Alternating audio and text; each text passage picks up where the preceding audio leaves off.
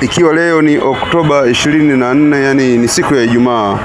Weekend yetu inaenda kuwa weekend tamu sana, hasa katika anga la kimichezo. Hapa tunaizungumzia timu zetu 4 ambazo zinashiriki katika mashindano ya CAF barani Afrika, yani Young African Stars, Simba Sports Club ambao wote wawili wako katika klabu bingwa, lakini vile vile bila kuwasahau Azam FC ya pale Chamanzi pamoja na Singida Black Stars. Matokeo ya awali ikianzia pale Zanzibar, ni Azam zidi ya KMKM waliweza kuondoka kifua mbele kwa mabao mawili zidi ya KMKM, ambao mechi yao inakwenda kupigwa leo siku ya Ijumaa pale katika viunga vya Azam Complex, ikiwa pale mbande hivi.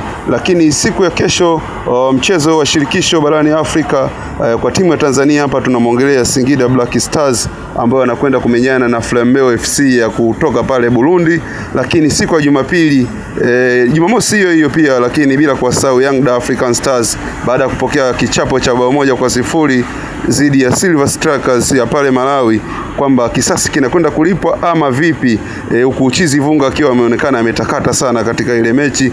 Lakini siku ya Jumapili vile vile ni Simba Sports Club anakwenda kualika Nsingizini Hotspurs. Baada ya Nsingizini Hotspurs kupotea kwa bao 3-0 zidi ya Simba Sports Club, sasa ni wakati tena Simba Sports Club ndani ya dimba la Lupaso Benjamin Mkapa. Nini kinakwenda kutokea? Unazidi kuungana nami katika peji zangu za hapa Tesha General Traders. Ukisubscribe katika account hiyo unaendelea kujipatia habari za kimichezo.